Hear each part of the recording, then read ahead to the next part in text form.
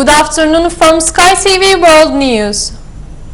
One person is missing after days of heavy rain in Japan. Tens of thousands are stranded after riverbanks burst in cities north of Tokyo.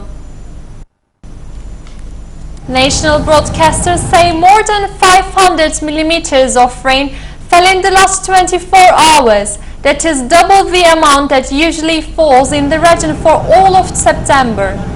Japanese Prime Minister Shinzo Abe warned of more unprecedented heavy rains. There is concern that the region will see unprecedented heavy rains. The government will work as one of the priorities the safety of the people and do our best to prevent any further disasters, said Abe. Landslides were triggered by the rain in mountainous areas. Many were trapped on roofs of their homes. At least one woman was reported missing after her house collapsed in a mudslide. 90,000 people have been evacuated to safety and those numbers are expected to increase.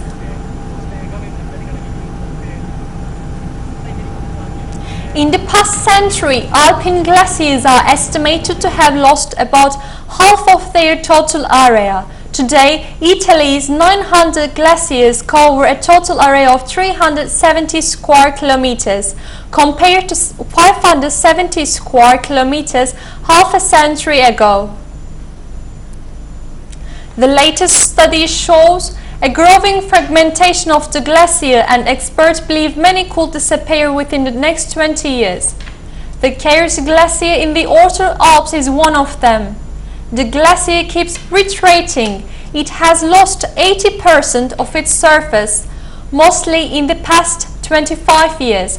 Over the past 15 years, it has melted twice as fast as in previous decades, which means it has lost 50% of its surface since the year 2000. It is likely that within 20 years, nothing will remain of it, says Alberto Trenti, director at Meteo Trentino. Since the start of the 20th century, the Kars Glacier has receded more than 1 kilometer. Nowadays, it is divided into 6 parts and dark crevices appear through the ice layer. In the past 5 years alone, the ice level has receded by 4 meters. The Madron Glacier is the largest Italian glacier, and it too is melting fast according to experts.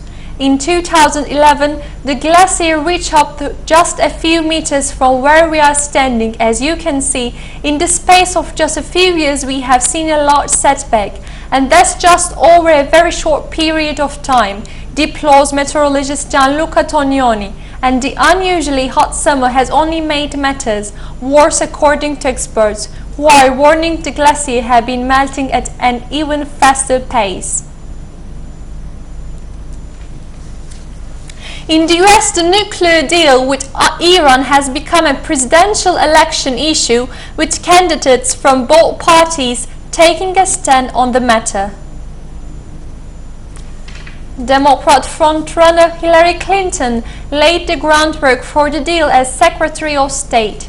Speaking at the Brookings Institution, a liberal think tank, she had this warning for Tehran.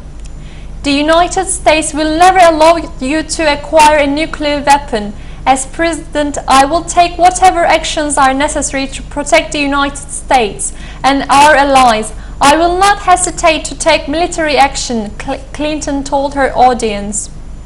You look at Russia, you look at some other countries. They are selling missiles, they are selling nuclear, they are selling all sorts of things. We are not selling anything, Trump claimed.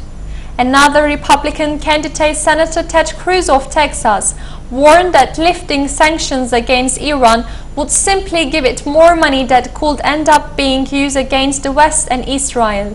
Congress is due to vote on the Iran deal within days, but our correspondent in Washington says the real referendum on the deal could end being the next year's presidential election. Sharply rising food prices in China push up inflation to a one-year high in the world's second largest economy.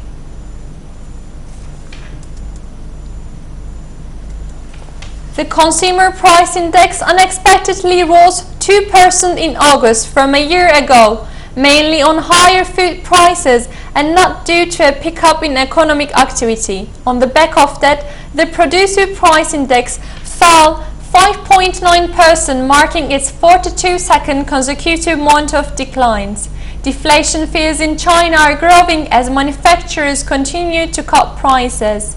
Economists say the continuing fall in producer prices poses the risk of trickling through the consumer prices. The change in PPI is very worrying. It could affect corporate profitability, which in turn could affect consumption and the economy, said Li Huyong, economist. Meanwhile, pork prices, which weigh heavily on consumer prices in China, rose from 16.70% last year to 19.6% in August, while vegetable prices surged from 9.7% to nearly 16%.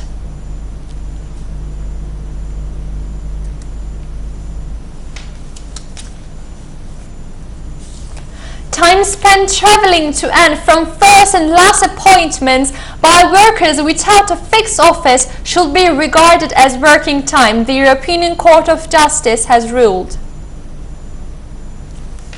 This time has not previously been considered work by many employers. It means firms including those employing care workers, gas fitters and sales reps may be in breach of EU working time regulations. One of its main goals is to ensure that no employee in the EU is obliged to work more than an average of 48 hours a week. The ruling came about because of ongoing legal case in Spain involving a company called Tyco, which installs security systems.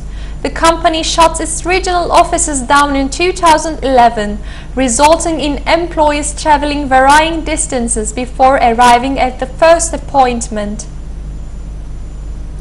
The court rulings say the fact that the workers begin and finish the journeys at their home stems directly from the decision of their employer to abolish the regional offices and not from the desire of the workers themselves. A new electric car equipped with 4 arms that move independently, allowing it to tackle the toughest off-road terrain is to hit the market. Known as the Spider car, the swing car is made in southern France and will go into production at the end of October. It can navigate slopes with an inclination of up to 70%. This is an entirely electrical vessel compared to the vast majority of quad bikes that have combustion engines, so there is no air or noise pollution within the swing car, and it can handle extreme terrain, which means you can do things with the swing car that you can't do with the vessels with ordinary kinematics, says Thierry James. Swing cars' agility is made possible by each wheel having independent motors and suspension. This means the body of the car remains vertical and the driver upright even on steep slopes. The vessel, which can reach a maximum speed of 30 to 40 km, can be assembled easily and adapted to driver's size. It is particularly interesting for disabled people. It can be adapted, explained Thierry James. This means people with reduced mobility can access the vessel because the arms on either side, which the vessels are attached up, can open up to allow wheelchair access. So far, the majority of orders have come from North America for recreational use. Its makers are planning to develop variations of the Spider car to be used in industries such as defense, civil security, agriculture and farming. Its makers are planning to develop variations. Thanks for watching. We come to an end of our world news tour. But before that, I would like to give a message. We must all live in peace so that we can all live in peace. See you on Monday.